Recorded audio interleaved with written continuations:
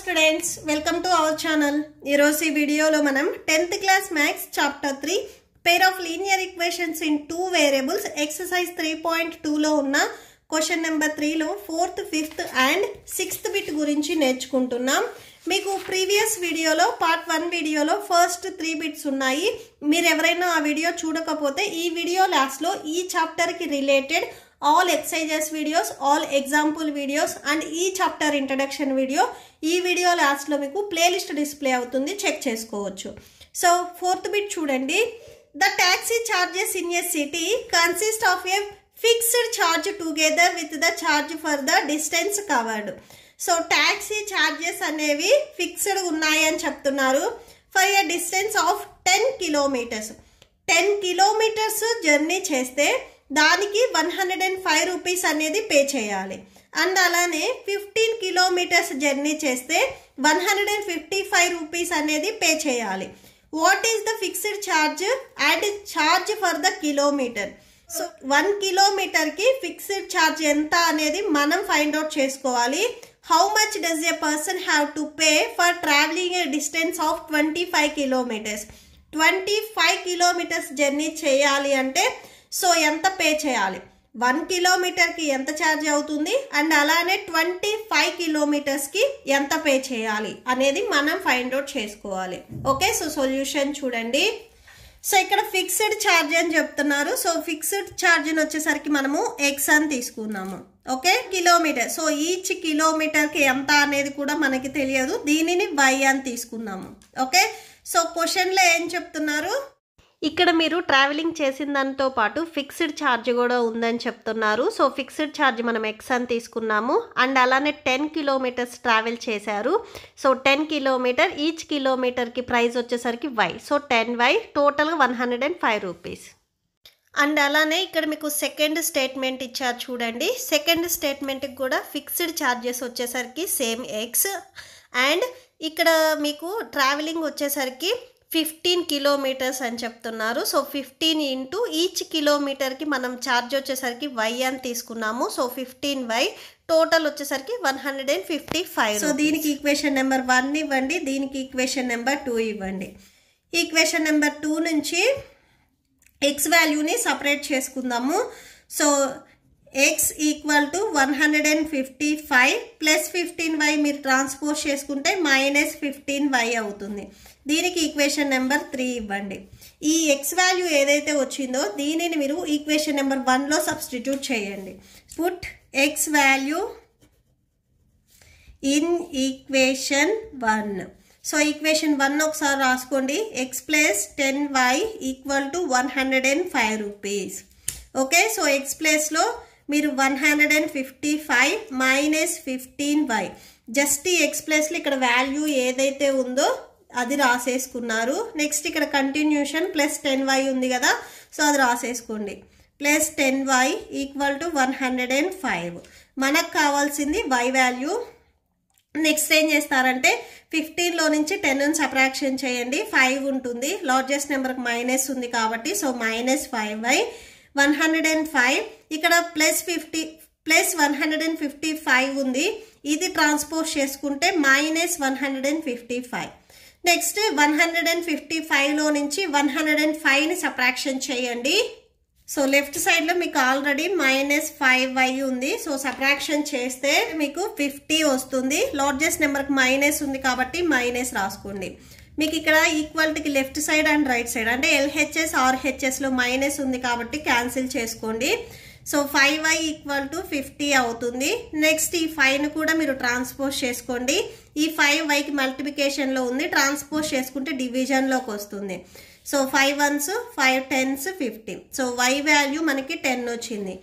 ఈ y వాల్యూని మనం ఈక్వేషన్ నెంబర్ 3లో సబ్స్టిట్యూట్ చేసుకుంటే మనకి x వాల్యూ వస్తుంది. ఓకే, సో ఇక్కడ రాసుకోండి. Substitute y value in equation 3. Okay, so equation 3 ఒకసారి చూడండి. x equal to 155 minus 15y. that equal to 155 minus 15 into y value 10. So that equal to 155 minus 15 tens 150. Subtraction చేస్తే 5 వస్తుంది. So x value మనకి 5 వచ్చింది. So x ని మనం ఏం తీసుకున్నాం, ఇక్కడ ఫిక్స్డ్ ఛార్జ్ అని తీసుకున్నాము. y ని పర్ కిలోమీటర్ కి ఎంత అవుతుంది అనేది తీసుకున్నాము. నెక్స్ట్ అది therefore అని రాసుకోండి. therefore fixed charge is, so fixed charge మనము x అని తీసుకున్నాం కదా. So x equal to 5 rupees. And అలానే పర్ కిలోమీటర్కి రాయండి, ఛార్జ్ పర్ కిలోమీటర్. సో 1 కిలోమీటర్కి ఛార్జ్ ఎంత, y అని తీసుకున్నాం మనం. y వాల్యూ 10 వచ్చింది. So 10 rupees. క్వశ్చన్లో మీకు ఇంకొకటి ఏం అడిగారంటే 25 కిలోమీటర్స్ ట్రావెల్ చేయాలి అంటే ఎంత మనీ పే చేయాలి అని అడిగారు. సో నెక్స్ట్ అది చూడండి. So amount to be paid for travelling 25 kilometres equal to fixed charges plus ఎన్ని కిలోమీటర్స్లో ట్రావెల్ చేయాలి. సో 25 కిలోమీటర్స్ అండ్ ఈచ్ కిలోమీటర్కి ఎంత ఛార్జ్ పడుతుంది. So into per kilometre charge that equal to fixed charges. ఇక్కడ మనం ఏం తీసుకున్నాం, x తీసుకున్నాం. x వాల్యూ 5 వచ్చింది. ఆర్ మీరు x plus 25 into per kilometre charge మనం y తీసుకున్నాం. ఇలా అయినా రాసుకొని నెక్స్ట్ వాల్యూస్ని సబ్స్టిట్యూట్ చేసుకోండి. x value 5 and y value వచ్చేసరికి మనకి 10 వచ్చింది. That equal to 5 plus 25 tens 250 add చేస్తే 255 రూపీస్. ఓకే, సో టోటల్గా 25 కిలోమీటర్స్ ట్రావెల్ చేయాలి అంటే 255 రూపీస్ అనేది పే చేయాలి. So therefore amount paid by the person for traveling 25 kilometers is 255 rupees. Okay, so that's it. Next fifth bit చూడండి. A fraction becomes 9/11. So ఒక fraction అనేది 9/11 అవుతుంది. ఎప్పుడు అంటే if 2 is added to both numerator and denominator. ఒక ఫ్రాక్షన్కి numerator and denominator so రెండిటికి 2 అనేది add చేసినప్పుడు ఆ ఫ్రాక్షన్ అనేది 9/11కి ఈక్వల్ అవుతుంది. అండ్ అలానే if 3 is added to the both numerator and denominator, next same అదే ఫ్రాక్షన్కి 3ని యాడ్ చేసినట్లయితే సో ఆ న్యూమరేటర్ అండ్ డినామినేటర్ అనేది 5/6కి ఈక్వల్ అవుతుంది. ఆ ఫ్రాక్షన్ ఏంటిది అనేది మనం ఫైండ్ అవుట్ చేసుకోవాలి. ఓకే, సో సొల్యూషన్ చూడండి. మీకు ఒక ఫ్రాక్షన్ ఉంది అని చెప్తున్నారు. సో ఫ్రాక్షన్ వచ్చేసరికి మనకి న్యూమరేటర్ అండ్ డినామినేటర్ ఉంటుంది. ఇక్కడ నేను న్యూమరేటర్ x అని తీసుకుంటున్నాను, డినామినేటర్ y అని తీసుకుంటున్నాను. ఇక్కడ ఏం చెప్తున్నారంటే ఈ ఫ్రాక్షన్కి x/y అనే ఫ్రాక్షన్కి న్యూమరేటర్ అండ్ డినామినేటర్ 2 యాడ్ చేసినప్పుడు ఈ ఫ్రాక్షన్ అనేది 9/11కి ఈక్వల్ అవుతుంది. సేమ్ మళ్ళీ ఇదే ఫ్రాక్షన్ x/y అనే ఫ్రాక్షన్ న్యూమరేటర్ అండ్ డినామినేటర్ మనం 3 యాడ్ చేసినప్పుడు 5/6కి ఈక్వల్ అవుతుంది. సో ఆ ఫ్రాక్షన్ ఏంటిది అనేది మనం ఫైండ్ అవుట్ చేసుకోవాలి. అంటే x/y వాల్యూ ఏంటివి అనేది మనం ఫైండ్ అవుట్ చేసుకోవాలి. ఫస్ట్ నేను న్యూమరేటర్ని x అని తీసుకున్నాను అండ్ డినామినేటర్ని y అని తీసుకున్నాను. ఓకే, సో ఫ్రాక్షన్ ఏమవుతుంది, numerator x and denominator y. So క్వశ్చన్లో ఏం చెప్తున్నారు, if 2 is added to numerator and denominator, so then add చేసుకున్నట్లయితే ఫస్ట్ ఫ్రాక్షన్ అనేది x/y. సో దీనికి న్యూమరేటర్ 2 అండ్ డినామినేటర్ అనేది 2 యాడ్ చేసుకుంటున్నాము. So according to the problem or according to the question,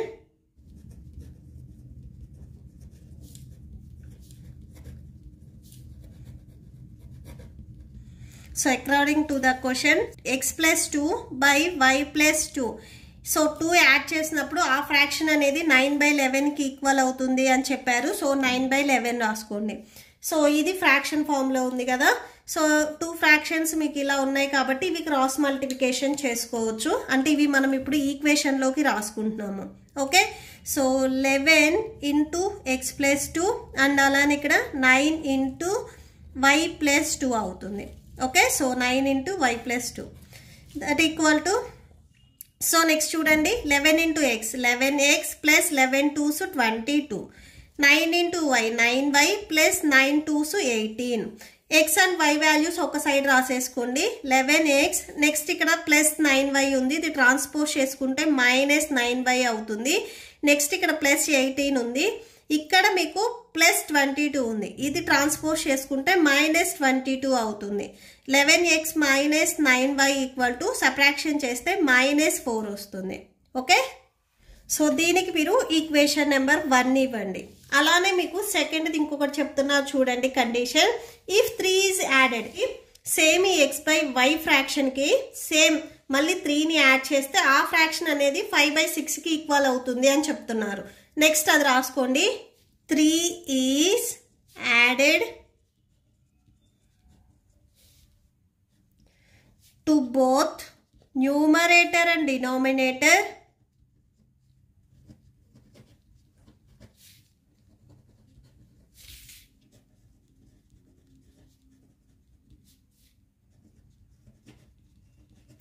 so then fraction ఒకసారి రాసుకోండి, x by y. So దీనికి మనము numerator and denominator అనేది 3 యాడ్ చేసుకుంటున్నాము. Next same according to the question. So ఈ fraction అనేది ఇప్పుడు దేనికి ఈక్వల్ అవుతుంది అని చెప్పారు మీకు క్వశ్చన్లో? 5/6కి ఈక్వల్ అవుతుంది అని చెప్పారు. సో నెక్స్ట్ ఆ ఫ్రాక్షన్ రాసుకోండి. సో ఇక్కడ సేమ్ క్రాస్ మల్టిప్లికేషన్ చేయండి, మీకు సెకండ్ ఈక్వేషన్ వస్తుంది. So 6 into x plus 3 equal to 5 into y plus 3.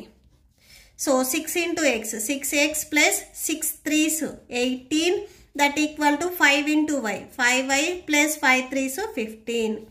So 6x plus 5y ఉంది, ఇది ట్రాన్స్పోజ్ చేసుకుంటే మైనస్ 5y అవుతుంది. అండ్ రైట్ సైడ్లో మీకు ఆల్రెడీ 15 ఉంది, లెఫ్ట్ సైడ్లో మీకు ప్లస్ 18 ఉంది, ఇది ట్రాన్స్పోజ్ చేసుకుంటే మైనస్ 18 అవుతుంది. 6x minus 5y equal to subtraction చేస్తే మైనస్ 3 వస్తుంది. దీనిని మీరు ఈక్వేషన్ నెంబర్ 2 అనుకోండి. సో ఈక్వేషన్ నెంబర్ 2 నుంచి ఏం చేస్తున్నానంటే నేను x వాల్యూని సపరేట్ చేసుకొని ఈక్వేషన్ 1లో సబ్స్టిట్యూట్ చేసుకుంటాను. సో చూడండి, 6x ఈక్వల్ టు ఫస్ట్ ఇక్కడ మైనస్ 5y ఉంది, ఇది ట్రాన్స్పోజ్ చేసుకుంటే ప్లస్ 5y అవుతుంది. అండ్ ఇక్కడ మీకు లెఫ్ట్ సైడ్లో ఆల్రెడీ ఇక్కడ మైనస్ 3 ఉంది, అది రాసుకోండి. మీరు మైనస్ 3 ప్లస్ 5y అయినా రాసుకోవచ్చు, 5y మైనస్ 3 అయినా రాసుకోవచ్చు. Next x equal to 5y minus 3. ఈ xకి 6 అనేది మల్టిప్లై అవుతుంది, ట్రాన్స్పోజ్ చేసుకుంటే డివిజన్లోకి వస్తుంది. సో x వచ్చేసరికి మనకి 5y మైనస్ 3/6 వచ్చింది. సో ఈ x వాల్యూని నేను ఈక్వేషన్ నెంబర్ 1లో సబ్స్టిట్యూట్ చేసుకుంటున్నాను. So put x value in equation 1. So ఒకసారి ఈక్వేషన్ 1 చూడండి. 11x minus 9y equal to minus 4. 11x minus 9y equal to minus 4. Okay, so 11 x value చూడండి, 5y minus 3/6 minus 9y equal to minus 4.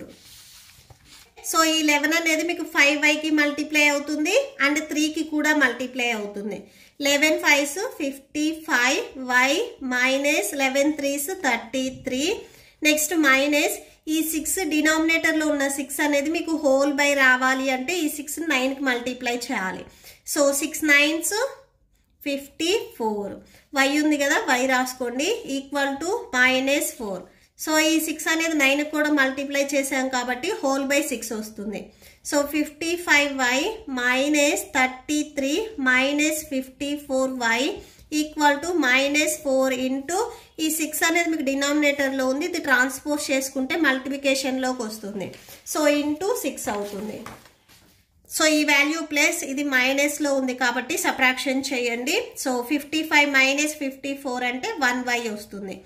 Next that equal to next ఇక్కడ minus 33 ఉంది, అది రాసేసుకోండి. Next 4 6 24. So minus ఉంది కదా, minus y equal to minus 24. ఇక్కడ minus 33 ఉంది, ఇది transpose చేసుకుంటే ప్లస్ 33 అవుతుంది. y ఈక్వల్ టు 33లో నుంచి 24ని సబ్ట్రాక్షన్ చేయండి. సో సబ్ట్రాక్షన్ చేస్తే y వాల్యూ అనేది మీకు 9 వస్తుంది. సో ఈ y వాల్యూని మనం ఇక్కడ ఈక్వేషన్ నెంబర్ 3 ఇచ్చాం కదా, దీంట్లో సబ్స్టిట్యూట్ చేసుకుంటే మనకి x వాల్యూ వస్తుంది. ఓకే, సో ఇక్కడ రాసేసుకోండి, సబ్స్టిట్యూట్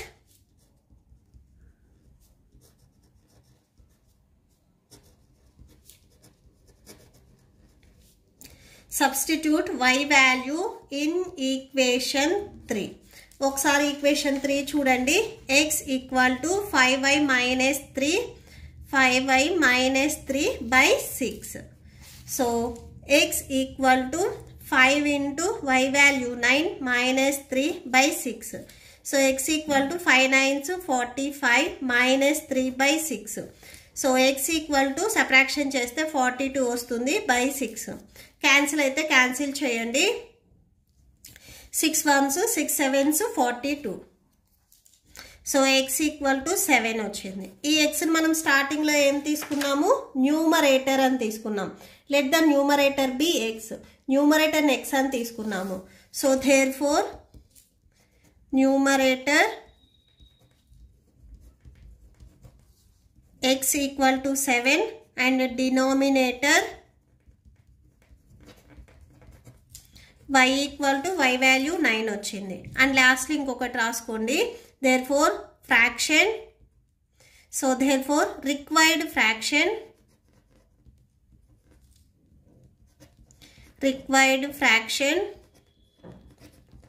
సో మనకు కావాల్సిన ఫ్రాక్షన్ ఏంటిది? న్యూమరేటర్ 7 అండ్ డినామినేటర్ 9 అంటే 7/9 ఫ్రాక్షన్ వచ్చేసరికి. Okay, so that's it. Next 6th bit చూడండి. 5 years హెన్స్. సో ఇప్పుడు ప్రజెంట్ నుంచి నెక్స్ట్ 5 years హెన్స్ అంటే ఇక్కడ ఆఫ్టర్ 5 years అని. ఓకే, సో ప్రజెంట్ ఇప్పుడు మీ ఏజ్ వచ్చేసరికి 15 years అయితే ఆఫ్టర్ 5 years మీ ఏజ్ అంటే 15 + 5 అంటే 20 years అని చెప్తారు. నెక్స్ట్ చూడండి. The age of Jacob will be the 3 times that of his sun. So 5 years తర్వాత జాకోబ్ ఏజ్ ఎంత ఉంటుంది అంటే అప్పుడు వాళ్ళ సన్ ఏజ్ ఎంతైతే ఉంటుందో దానిని 3 times చేస్తే ఆ 2 ages అనేవి ఈక్వల్ అవుతాయని చెప్తున్నారు. నెక్స్ట్ చూడండి.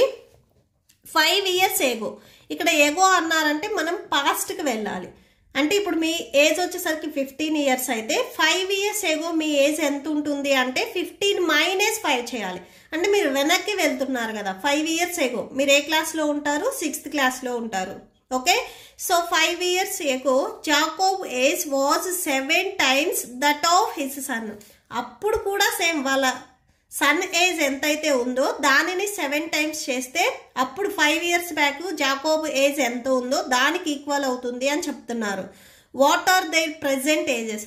అసలు ఫస్ట్ వాళ్ళు ఇప్పుడు ప్రెజెంట్ ఏజ్ ఎంత అనేది మనం ఫైండ్ అవుట్ చేసుకోవాలి. ఓకే, సో ఎప్పుడైనా కానీ మీకు ఏజెస్ ఇచ్చినప్పుడు సో పాస్ట్కి వెళ్ళాలన్నా కానీ ఆర్ ఫ్యూచర్కి వెళ్ళాలి అన్నా కానీ ప్రజెంట్ ఏజ్ అనేది తెలియాలి. సో మనం ఫైండ్ అవుట్ చేయాల్సింది కూడా ప్రజెంట్ ఏజే. సో ఆ ప్రెజెంట్ ఏజ్ అనేది మనకు తెలియదు కాబట్టి వేరియబుల్స్ తీసుకుంటాము. సో జాకోబు ప్రెజెంట్ ఏజ్ వచ్చేసరికి x అండ్ వాళ్ళ సన్ ప్రెజెంట్ ఏజ్ వచ్చేసరికి y అని తీసుకుంటున్నాము. ఓకే, సో ఇప్పుడు క్వశ్చన్ చూడండి. Next 5 years hence Jacob age. So 5 years తర్వాత జాకోబ్ ఏజ్ ఎంత ఉంటుంది అంటే ఇక్కడ మనం ఆఫ్టర్లోకి వెళ్తాము అంటే ఫ్యూచర్లోకి వెళ్తాం కాబట్టి సో జాకోబ్ ఏజ్ ఏదైతే ఉందో దానికి మనం 5 అనేది యాడ్ చేయాలి. ఇక్కడ 5 years అన్నారు కాబట్టి సో జాకోబ్ ఏజ్ అనేది 5 years ఇంక్రీజ్ అయింది అంటే వాళ్ళ సన్ ఏజ్ కూడా 5 years అనేది ఇంక్రీజ్ అవుతుంది. సో వాళ్ళ సన్ ఏజ్ వచ్చేసరికి y + 5 years. సో నెక్స్ట్ ఏం చెప్తున్నారంటే మీకు condition Jacob will be the 3 times that of his son age. వాళ్ళ సన్ ఏజ్ ఏదైతే ఉందో సో ఆఫ్టర్ 5 years వాళ్ళ సన్ ఏజ్ వచ్చేసరికి y + 5 years. దీనిని 3 times చేస్తే జాకోబ్ ఏజ్ అప్పుడు ఏదైతే ఉందో సో అంటే x + 5 years దీనికి ఈక్వల్ అవుతుంది అని చెప్తున్నారు. ఓకే, సో కండిషన్ వచ్చేసరికి ఇది x + 5 = 3 × y 3y + 3 5s 15. Okay, so x + 3y మీరు ట్రాన్స్పోజ్ చేసుకుంటే -3y. ఇక్కడ ఆల్రెడీ మీకు 15 ఉంది. ఇక్కడ +5 మీరు ట్రాన్స్పోజ్ చేసుకుంటే -5. x - 3y = సబ్ట్రాక్షన్ చేస్తే 10 వస్తుంది. దీనికి మీరు ఈక్వేషన్ నెంబర్ 1 ఇవ్వండి. అండ్ నెక్స్ట్ చూడండి 5 years ఎగో జాకోబ్ ఏజ్. సో ఎగో అంటే మనం పాస్ట్లోకి వెళ్తున్నాము. ఇప్పుడు ప్రెసెంట్ మీ ఏజ్ 15 years అయితే 5 years ఎగో మీ ఏజ్ ఎంత ఉంటుంది అంటే 15 - 5 చేయాలి. సో ఇప్పుడు జాకోబ్ ఏజ్ ప్రెసెంట్ వచ్చేసరికి x years. దీనిని మనము 5 years ఎగోకి వెళ్తున్నాము అంటే సో 5 అనేది సబ్ట్రాక్షన్ చేయాలి. సేమ్ అలానే వాళ్ళ సన్ ఏజ్ వచ్చేసరికి y years and same 5 years ago వాళ్ళ సన్ ఏజ్ అంటే y minus 5 years. Okay,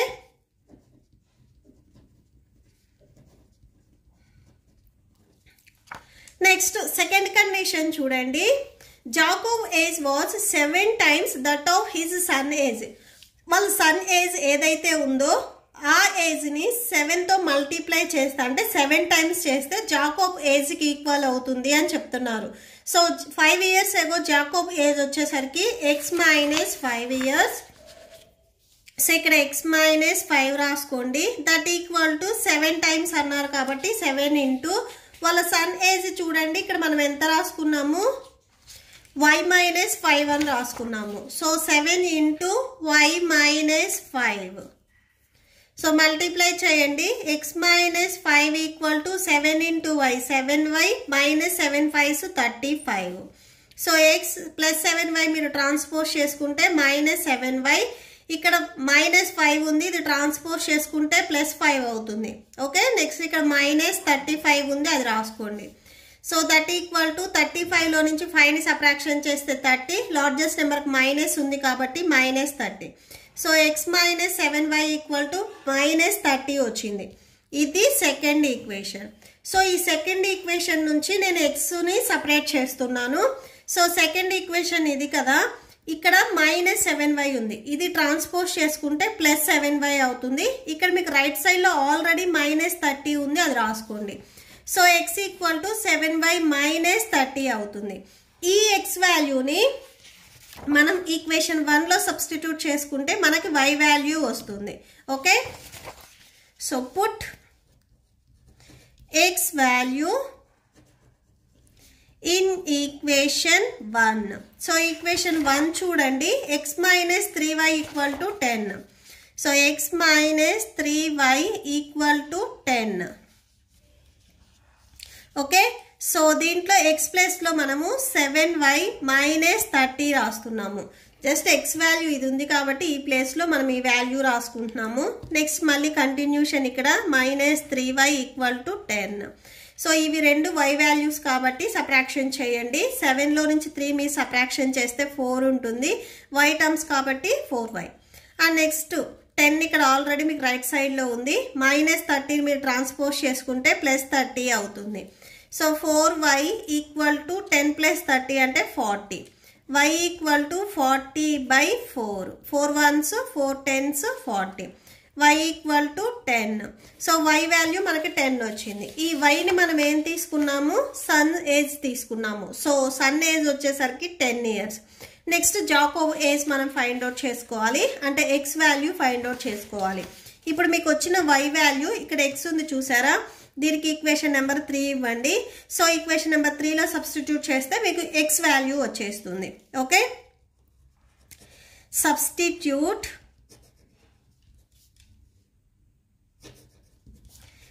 y value in equation 3. So y వాల్యూని మనం ఈక్వేషన్ 3లో సబ్స్టిట్యూట్ చేసినట్లయితే, సో ఈక్వేషన్ 3 ఒకసారి రాసుకోండి. x equal to 7y minus 30. So x equal to 7 into y value 10 minus 30. So x equal to 7 10s 70 minus 30. So subtraction చేస్తే మీకు ఇక్కడ 40 వస్తుంది. x value 40 వచ్చింది. ఈ xని మనం ఏం తీసుకున్నాము, జాకోబ్ ప్రెజెంట్ ఏజ్ అని తీసుకున్నాము. సో థేర్ ఫోర్ అని ఒకసారి వాళ్ళ ఏజ్ రాయండి.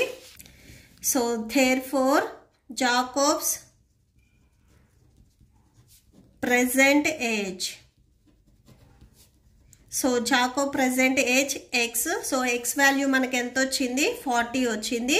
So 40 years.